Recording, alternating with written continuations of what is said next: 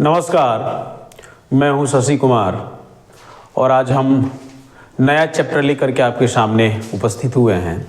ये भी काफ़ी इम्पोर्टेंट चैप्टर है ज्योग्राफी का। जैसा आप देख सकते हैं बोर्ड पे, आवर चेंजिंग अर्थ, हमारी बदलती पृथ्वी। इसमें हमें दो चीज़ों को देखना है हमारे अर्थ से रिलेटेड, यानी कि हमारे अर्थ में जो अलग अलग बदलाव होते हैं उसको हम लोगों को देखना है। दूसरी सबसे बड़ी बात है कि इस बदलाव के कारण जो स्थलाकृति लैंड फॉर्म्स जो है बनते हैं, इन चीज़ों को देखना है। साथ ही हमें ये भी देखना है कि ये बदलते हुए हमारी जो बदलती हुई पृथ्वी है और जो स्थलाकृति लैंड फॉर्म्स जो है अलग अलग तरीके से जो देखे जाएंगे, जो मैं आपको पढ़ाऊंगा इसमें, उसमें कहाँ कहाँ से क्वेश्चंस बनते हैं, इसको भी हम लोगों को देखना है। तो ये जो चैप्टर है काफ़ी इंटरेस्टिंग होने वाला है आपके लिए। हमारे साथ बने रहें और इसका मजा लें, फ़ायदा उठाएं। ज्योग्राफी हम लोग मज़े के साथ पढ़ेंगे, एक एक चीज़ बहुत ज़बरदस्त तरीके से। चलिए देखते हैं हम लोग आवर चेंजिंग अर्थ। तो आपको मैं थोड़ा सा समझाने की कोशिश करूँगा इसमें, और एक बच्चे का एग्जाम्पल लेकर के मैं बताऊंगा। फिर आगे मैं बता रहा हूं आपको अच्छे तरीके से। पहले एग्जाम्पल आप समझें, फिर अच्छे से समझ में आएगा। समझिए इसको, ये एक बच्चा है, आप इसको समझ लें, एक बच्चा है, ठीक। आप इसको क्या समझेंगे भाई, यह एक बच्चा है। इस बच्चे का नाम है गुलबहार। क्या नाम है भाई? गुलबहार। अब आप देखोगे, मैं इससे आपको कोरिलेट करा करके दिखाऊंगा कैसे जो इसके फायदे हैं और क्या क्या बदलाव आता है। मैं इन सारी चीजों को बताऊंगा, फिर एक एक टॉपिक पे हम लोग देखेंगे। इस बच्चे का उम्र जो है अप्रोक्स 10 साल है। ये बच्चा जो है भैया, यह आदमी है ना, ये आदमी है। सिंपल सी बात है, सारे लोग समझ रहे हैं। अब मैं क्यों बोल रहा हूं इसको समझिएगा। आदमी कहने का मतलब मेरा ये है कि ये 10 वर्ष का बच्चा है, ये चाइल्ड है। तो इसमें आदमी, जैसे मान लो मैं हूं, एडल्ट हूं, आप हो, एडल्ट हो, जो भी अगर एडल्ट हैं और बच्चे, तो इनमें दो तरीके का बदलाव हो सकता है। एक इंटरनल जो चेंजिंग होगी, और फिर आप देखोगे कि एक एक्सटर्नल चेंजिंग होगी। जैसे एग्जाम्पल के तौर में ये 10 वर्ष का बच्चा है, तो इसका जो मूंछ जो है भाई, इसका जो मूंछ है ये नहीं होगा। सिंपल सी बात है, ये मूंछ जो है नहीं होगा। क्यों नहीं होगा? क्योंकि इसके इंटरनल जो भी हार्मोनल चेंज है वो अभी होना स्टार्ट नहीं हुआ है। सिंपल सी बात है।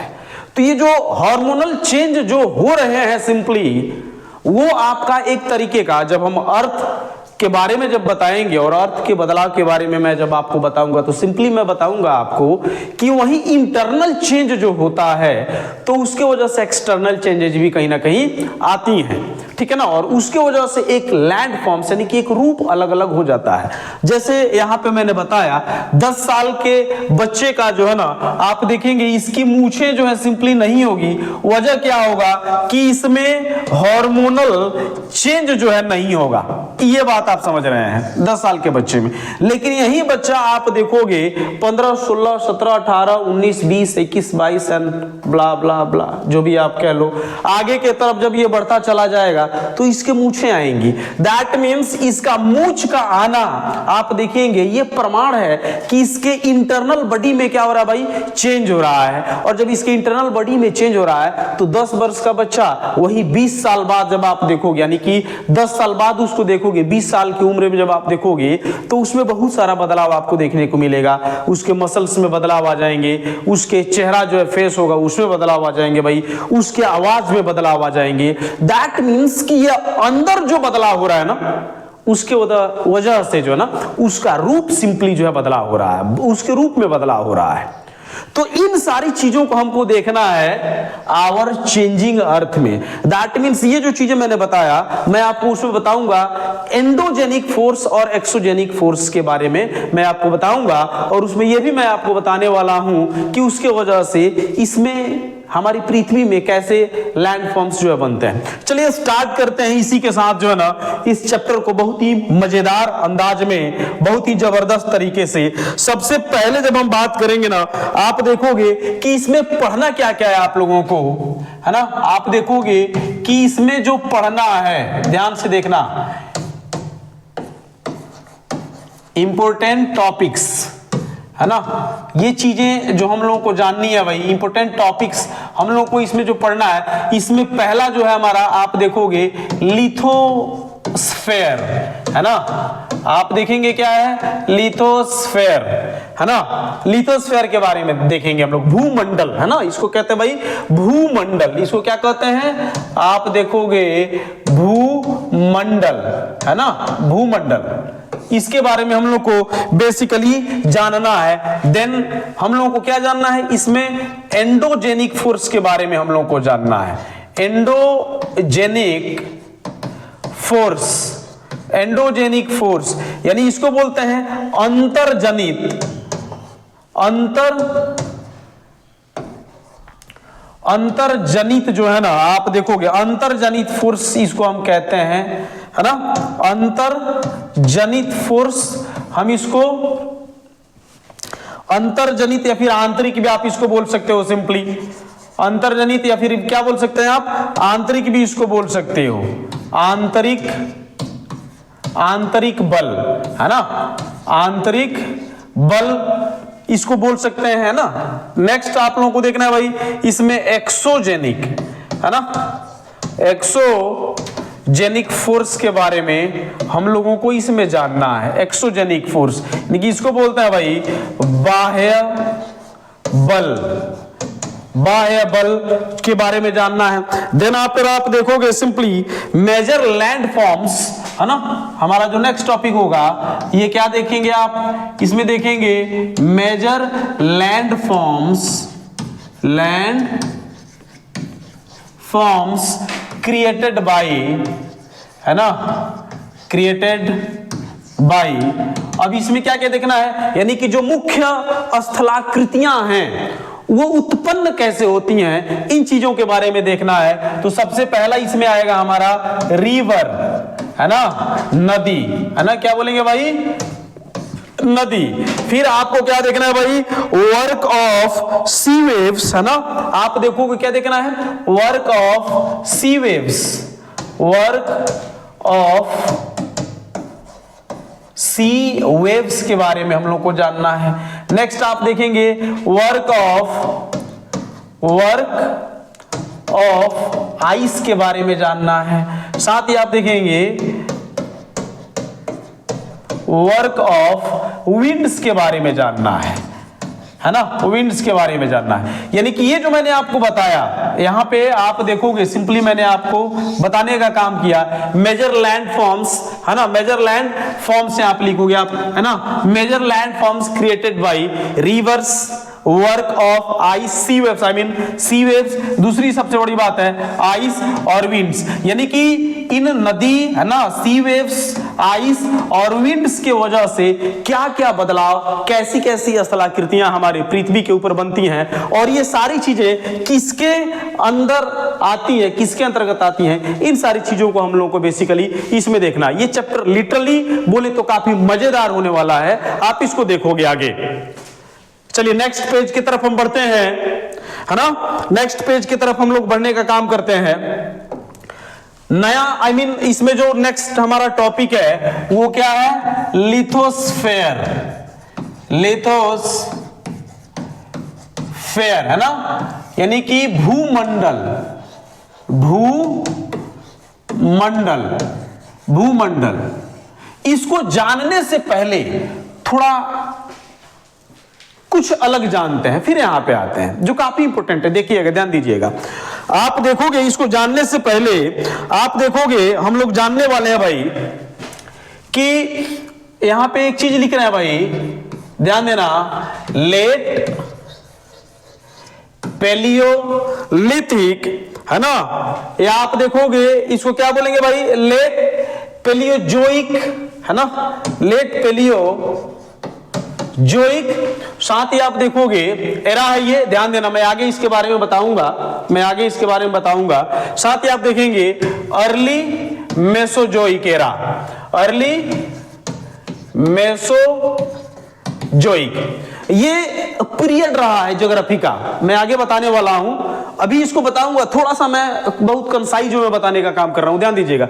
ये लेट पैलियोजोइक और अर्ली मेसोजोइक एरा जो है, इस समय आप देखोगे जो हमारी अर्थ थी ना, जो हमारी अर्थ थी, इसको बोला जाता था भैया पैंजिया। क्या बोला जाता था? पैंजिया। इसको क्या बोला जाता था भाई? पैंजिया बोला जाता था। और इस पैंजिया को सिंपली सुपर कंटिनेंट के रूप में बोला जाता था। सुपर कंटिनेंट के बारे में बोला जाता था। लेकिन हुआ यूं कि जैसे यहां पे आप समझो, यहां पे आप समझिए, बहुत ध्यान से आप समझोगे, ये काफी इंपॉर्टेंट है। चलिए देखते हैं। ये हमारा पैंजिया, ये एक सुपर कंटिनेंट था। ये क्या था भाई? Super continent. क्यों बोल रहे हैं? क्योंकि आज जो है हमारे पास लिथोस्फीयर के अलग अलग पार्ट्स हैं। We have actually 7 parts of this tectonic plates, है ना। आप देखोगे कि इस टेक्टोनिक प्लेट्स या फिर लिथोस्फेरिक प्लेट की बात करोगे, आज हमारे पास 7 है। लेकिन आप देखोगे जब हम लेट प्लेयोजोइक और अर्ली मेसोजोइक की जब हम बात करेंगे, तो उस समय जो हमारे पास अर्थ थी सिंपली वो एक सुपर कंटिनेंट के रूप में एग्जिस्ट करती थी। सिंपली आप देखोगे जिसको हम पैंजिया, आप देखोगे क्या बोलते हैं भाई? पैंजिया हम बोलने का काम करते थे, ठीक है ना। लेकिन आप देखोगे कि कंटिनेंटल ड्रिफ्ट नामक एक थियरी है सिंपली, है ना। आप देखोगे कंटिनेंटल ड्रिफ्ट, है ना। आप देखिएगा कंटिनेंटल ड्रिफ्ट नाम की एक थियरी है जो काफी एक्सेप्टेड है आज के डेट में, और इसको सारे वैज्ञानिक मानते हैं कि यही वो कॉज है जिसके वजह से हमारी पृथ्वी भट्टी। कंटिनेंटल ड्रिफ्ट के बारे में, है ना, जब हम देखेंगे आगे टेक्टोनिक थ्योरी के बारे में मैं आपको बताऊंगा, जिससे स्पष्ट समझ में आए। अभी बस कंसाइज में आप समझिए इसको। कंटिनेंटल ड्रिफ्ट के सिद्धांत के अकॉर्डिंग आप देखेंगे, हमारे वैज्ञानिकों के अकॉर्डिंग सिंपली आप देखोगे कि हमारी पृथ्वी जो है ना बंटने लगी। सिंपली हमारी पृथ्वी क्या हो गई? बंट गई। जैसे आप देखोगे 7 भागों में सिंपली बट गई। ये 4 भाग हो गया भैया, ये हो गया हमारा 6, है ना। 1 2 3 4 5, है ना, 6 और 7। ये 7 भाग में आप देखोगे सिंपली हमारा जो लिथोस्फेरिक प्लेट, इसको हम टेक्टोनिक प्लेट भी बोलते हैं, ध्यान रखना। इसको हम क्या बोलते हैं? Tectonic plate. टेक्टोनिक प्लेट बोलते हैं, या फिर इसको हम इस नाम से भी बोलते हैं लिथोस्फेयर या लिथोस्फेरिक प्लेट, है ना। ध्यान देना यहां पे, लिथोस्फेरिक प्लेट या टेक्टोनिक प्लेट, यानी कि इसके अंदर, इस अर्थ के अंदर की जब हम बात करेंगे, है ना, हमारे अर्थ क्रस्ट की जब हम बात करेंगे, तो इसके अंदर कुछ मूवमेंट होता है, और उस मूवमेंट की वजह से हमारी पृथ्वी के 7 भाग हो जाते हैं, और इसलिए हमारे पास आज 7 कंटिनेंट्स हैं, 7 भाग है टेक्टोनिक प्लेट्स के। अब आप देखोगे ये जो टेक्टोनिक प्लेट है, दैट मींस ये लिथोस्फेरिक जो प्लेट है, यानी कि आप देखोगे L फॉर लिथोस्फेरिक, समझिएगा इसको, और P फॉर प्लेट्स। ये लिथोस्फेरिक प्लेट है, ये 2 चीजों से मिलकर बना। आप देखोगे ये जो, आप देखिएगा सिंपली ये जो लिथोस्फेरिक प्लेट रहा ना, आप देखोगे एक तरफ ये किससे बना? आप देखोगे ये रॉकी था। क्या था? रॉकी, यानी कि पूरा का पूरा लिथोस्फेरिक प्लेट जो है ना रॉक से बना हुआ है, इसलिए इसको रॉकी हम बोल रहे हैं। अब भाई जब रॉक होगा तो कॉटन की तरह मुलायम होगा, है ना? बिल्कुल भी नहीं होगा। आप देखोगे क्या होगा? ये रिजिड होगा ना यार। आप देखोगे क्या होगा? ये होगा rigid. Rigid that means solid, strong, कठोर होगा, बहुत कठोर होगा। ध्यान दीजिएगा, जैसे सिविल सेवा का एग्जाम जो है काफी कठोर हो जाता है। किसके लिए? जो कंटिन्यूटी मेंटेन नहीं रखते हैं उसके लिए। जो कंटिन्यूटी मेंटेन रखते हैं, लगातार जो अथक प्रयास करते रहते हैं, उसको फोड़ फाड़ देते हैं एकदम, फर्स्ट सेकंड थर्ड अटेम्प्ट में, हर हाल में। आप देखोगे सिंपली, आप देखोगे तो ये क्या रहा भाई? रॉकी, और दूसरी सबसे बड़ी बात है रिजिड। और जो नेक्स्ट मैं आपको बात बताने वाला हूं भाई, रॉकी और रिजिड कौन होगा? जो आउटर मोस्ट लेयर है ना, आप देखोगे outer most layer of the earth, है ना, ऑफ द अर्थ। अब यहां ध्यान दीजिएगा, हम आते हैं लिथोस्फेयर पे भाई। आप देखोगे यानी कि हमारा जो अर्थ क्रस्ट है, जिसमें कंटिनेंटल क्रस्ट, ओशियनिक क्रस्ट, ये दोनों आएगा। इसको दिमाग से नहीं निकालना है, ध्यान दीजिएगा। चूंकि क्रस्ट की जब हम बात करेंगे तो इसमें ओशियनिक और कंटिनेंटल दोनों आ गए, ठीक है ना।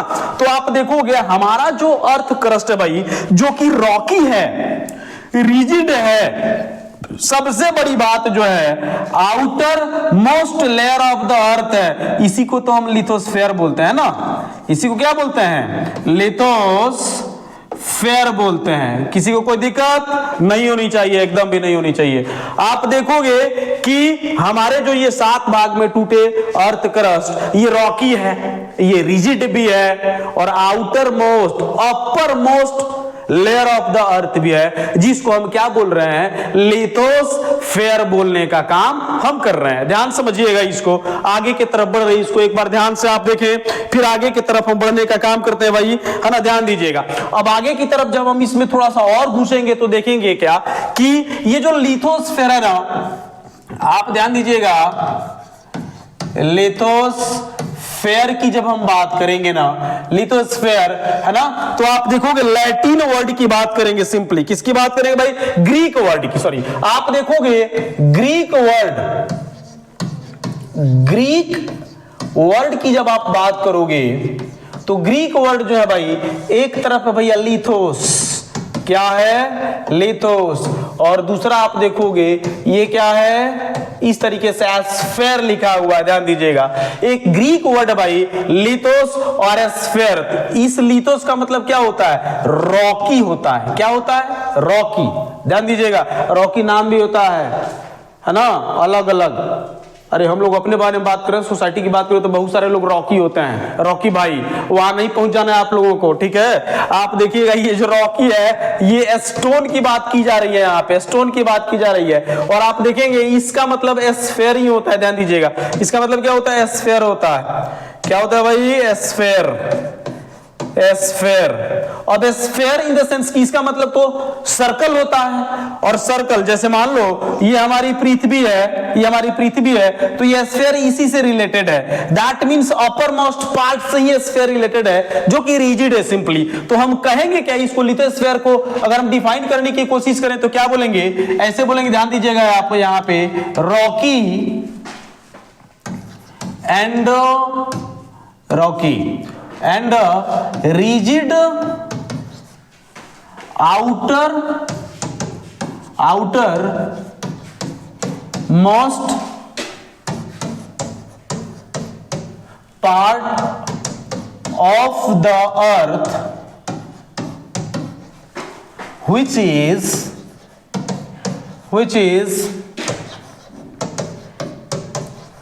divided into tectonic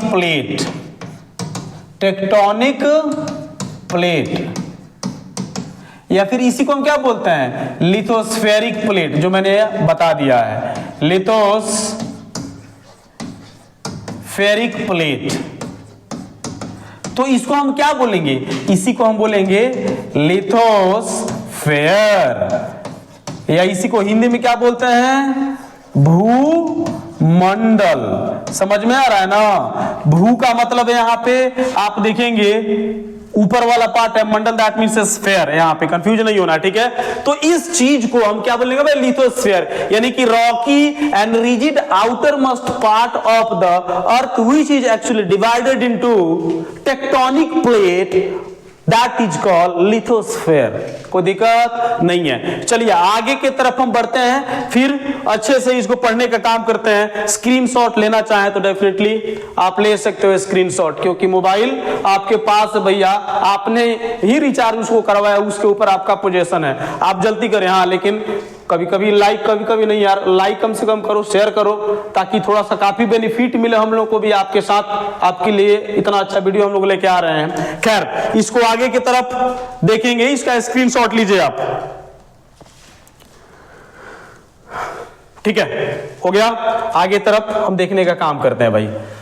चलिए अब आपको मालूम है कि ये जो लिथोस्फेयर है, लिथोस्फेयर की जब हम बात करेंगे, सिंपली लिथोस्फेयर की जब हम बात करेंगे, लिथोस्फेयर है ना, भूमंडल की जब हम बात करेंगे, भूमंडल की जब हम बात करेंगे, हमने बात की शुरू में इस चैप्टर को कि इसके फॉर्म्स अलग अलग हैं, क्योंकि इसकी बनावट अलग अलग है, और इसकी बनावट अलग अलग है भाई क्योंकि इसके internal part, inside part of the earth में भी आप देखोगे कुछ ना कुछ गति होती होगी, है ना, समझ में आ रहा है आपको।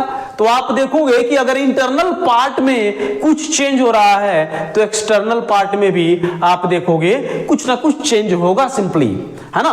तो आप देखोगे यहाँ पे ये जो लिथोस्फेरिक प्लेट है भैया, ये मूवमेंट करता है, ध्यान देंगे इसको, काफी इंपॉर्टेंट है। ये क्या है भाई मेरे, ये मूवमेंट, दैट मीन्स ये गति करती है। हमारी जो भूमंडल है ना, ये गति करती है, और ये जो गति करती है इसका जो गति होता है ना, आप देखेंगे काफी स्लो होता है। It's movement is very slow, यानी कि इसकी जो गति करने की कैपेसिटी है, क्षमता है भाई, वो काफी स्लो है। दैट मीन्स यहां पे आप समझिएगा few मिलीमीटर, है ना। आप देखेंगे ईयर्स में होता है ना। आप देखेंगे एक साल की जब हम बात करेंगे ना, तो कुछ मिलीमीटर जो है ना, आप देखिएगा ये क्या होता है, ये बढ़ता है, थोड़ा सा खिसकता है, कुछ सालों, मिलीमीटर समझ रहे हैं आप कितना है उसको आप समझो। जैसे इंडियन प्लेट की जब हम बात करेंगे, सिंपली इंडियन प्लेट की जैसे ही हम बात करेंगे तो आप देखोगे कि ये क्या है, जैसे इंडियन प्लेट, एक एग्जांपल के तौर पे हम लोग देखने का काम कर रहे हैं भाई। अगर हम इंडियन प्लेट की बात करें, इंडियन प्लेट की जब हम बात करें, है ना, इंडियन प्लेट की बात करोगे ना, आप देखेंगे तो इंडियन प्लेट जो है ना 5 cm, है ना। आप देखोगे क्या भाई, आप देखोगे 5 cm जो है ये पर ईयर ये मूव कर रही है, ध्यान दीजिएगा। 5 cm जो है ये पर ईयर मूव कर रही है, और इसका जो डायरेक्शन है ना मूव करने का, ध्यान दीजिएगा, डायरेक्शन जो है इसका मूव करने का वो क्या है, नॉर्थ प्लस ईस्ट है, नॉर्थ ईस्ट है बच्चा पार्टी। आप देखोगे यानी क्या है यहाँ पे, नॉर्थ ईस्ट की जब हम बात करेंगे सिंपली, तो हमारी जो इंडियन प्लेट है वो 5 cm जो है ना पर ईयर मूव कर रही है, ध्यान दीजिएगा। अच्छा, ये मूवमेंट जो हो रहा है सिंपली, हालांकि ये बहुत जल्दी तो नहीं होता है, जैसा मैंने आपको बताया ये बहुत जल्दी नहीं होता है, लेकिन हाँ करोड़ों साल जब ऐसा रहा तो हो सकता है कि हमारी जो पृथ्वी के अभी जो प्लेट्स हैं, जो लिथोस्फेरिक हैं, हो सकता है कि आप जहां हो वहां से टूट जाए। तो ये इतना जल्दी नहीं होगा, हड़बड़ाना नहीं है ना, इतना जल्दी बिल्कुल भी होने वाला नहीं है, इसमें करोड़ों साल लग जाते हैं, टूट ही सकता है यार। अगर ये मूवमेंट, ये हमारे वैज्ञानिकों का ये दिया हुआ प्रमाण है सिंपली। और नॉर्थ ईस्ट जो मैंने बताया आपको, जैसे मान लो यहाँ पे ये हमारा नॉर्थ है, ये साउथ है, ये ईस्ट है भाई, और ये हमारा वेस्ट है, तो नॉर्थ ईस्ट सिंपली। और आप देखेंगे नॉर्थ ईस्ट में हिमालय का पार्ट पड़ता है, क्या है, हिमालय का। आप देखोगे हिमालय पार्ट समझिए, यहाँ पे यहाँ ये हिमालयन पार्ट है ना। आप देखोगे हिमालयन पार्ट जो है इस एरिया में पड़ता है, और सिंपली हर एक जो है ना साल अगर 5 cm बेसिकली ये मूव कर रहा है ना, तो करोड़ों साल बाद अगर इसकी जो मूवमेंट है, स्पीड जो है, जिस तरीके से ये कंटिन्यूअसली रहा, तो हो सकता है क्या होगा कि हमारा जो अर्थ क्रस्ट है फिर कहीं से टूट जाए, और हम जहां से क्लास ले रहे हैं, जहां सभी क्लास ले रहे हैं आपका, हो सकता है कि भाई ये निकल के कहीं दूसरी जगह चल जाए। उस समय ये बात अलग है कि हम लोग नहीं रहेंगे, मुश्किल से आप खूब जो है ना, आपका जो लाइफ स्पेन अकॉर्डिंग टू अभी जो आप देखेंगे हमारे सेंसस के अकॉर्डिंग, तो आप 60-65 के आसपास जो सेंसस रहोगे, खूब मजा से जियोगे तो 100 वर्ष, है ना। लेकिन उस समय तक हम लोग नहीं रहेंगे। लेकिन ये प्रमाण है भाई कि हमारी अर्थ क्रस्ट जो है ना, जो टेक्टोनिक प्लेट्स की जब हम बात करेंगे, तो इसी गति से जो है ना अनवरत, है ना, कंटिन्यूअसली ये मूव कर रही है। आप देखोगे ये मूवमेंट का जो तरीका है भाई, मैंने आपको बताया। अब ये क्यों होता है मूवमेंट, आप देखोगे 2 तरीके से होता है, ध्यान देना आप, ठीक है। आप देखेंगे ये जो मूवमेंट हो रही है हमारे लिथोस्फेरिक प्लेट में, जब हम बात करेंगे ना, आप देखोगे ये जो लिथोस्फेरिक प्लेट की जब हम बात करेंगे, लिथोस्फेरिक प्लेट है ना, लिथोस्फेरिक प्लेट की जब हम बात करेंगे, तो मैंने अभी जस्ट आपको बताया कि इसमें मूवमेंट हो रहा है, गति हो रही है। ये अलग बात है, हम लोग को समझ में नहीं आता है, इसके पीछे भी कारण है, ठीक है ना। आप देखोगे ये हम लोग को समझ में नहीं आ रहा, लेकिन इसके पीछे कारण है, और ये मूवमेंट कंटिन्यू है भाई, ध्यान देना, गिर मत जाना, आराम से जहां वो पकड़ के रखना, ठीक है ना। आप देखिएगा ये जो मूवमेंट है ना, आप देखो ये दो कारणों से सिंपली आप देखेंगे, एक है भैया एंडोजेनिक फोर्स, एंडोजेनिक फोर्स, और दूसरा है आप देखोगे ये एक्सोजेनिक फोर्स की बात करेंगे, एक्सोजेनिक फोर्स की बात करेंगे हम, एक्सोजेनिक फोर्स। तो ये कॉज है जो मूवमेंट को जो है ना, अर्थ क्रस्ट में जो मूवमेंट है इसमें बदलाव करते हैं, और इस मूवमेंट को क्या करते हैं भाई, आगे की तरफ बढ़ाने का काम करते हैं। ये हमारा एंडोजेनिक फोर्स, और दूसरा जो है एक्सोजेनिक फोर्स है। इसको जो है आप देखेंगे आगे की तरफ जो है क्या करते हैं, बढ़ाने का काम करते हैं। यानी कि एंडोजेनिक फोर्स की जैसे ही हम बात करेंगे तो इसमें क्या क्या आएगा, आप देखिएगा सिंपली, इसमें अर्थक्वेक आएगा, अर्थक्वेक। भूकंप की बात करेंगे भाई, क्या है, आप सिंपली देखोगे भूकंप की बात करेंगे, भूकंप। दूसरा आप देखेंगे वोल्केनो, वोल्केनो, इसको बोलते हैं ज्वालामुखी। एक एक करके बहुत अच्छे से पढ़ने वाले हैं, ध्यान दीजिएगा।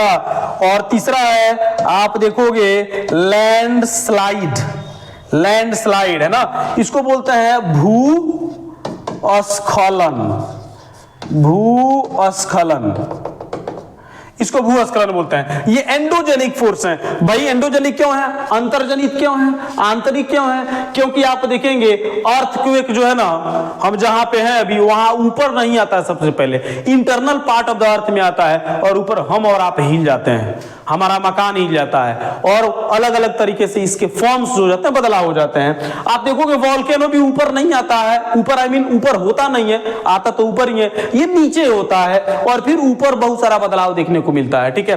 लास्ट देखेंगे लैंडस्लाइड की बात करेंगे, तो ये भी इंटरनल फोर्स की वजह से होता है, और अर्थ क्रस्ट फटने या अलग अलग तरीके से एक अलग शेप में आ जाने का हमें प्रमाण मिलता है, दिखाई देता है। और आप देखोगे जो एक्सोजेनिक फोर्स की बात करेंगे तो इसमें हम देखेंगे भाई, इसमें क्या है, इसमें रिवर होगी, ठीक है ना।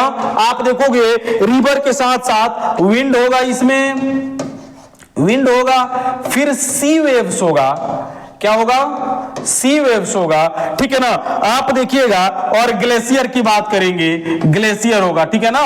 तो ये जो हमारा हो गया एक्सोजेनिक फोर्स हो गया, और ये जो हो गया हमारा एंडोजेनिक फोर्स हो गया, ये दोनों काफी इंपोर्टेंट हैं, और इन दोनों के वजह से बेसिकली आप देखोगे क्या होने वाला भाई, आप देखोगे कि एक बदलाव कहीं ना कहीं देखने को मिलेगा। आज इतना ही रहने देते हैं दोस्तों, आगे के तरफ फिर से इसको बढ़ाया जाएगा। आप इसको जरूर सब्सक्राइब करें हमारे चैनल को, ठीक है ना, और आगे की तरफ बढ़ाएं। जय हिंद, नमस्कार।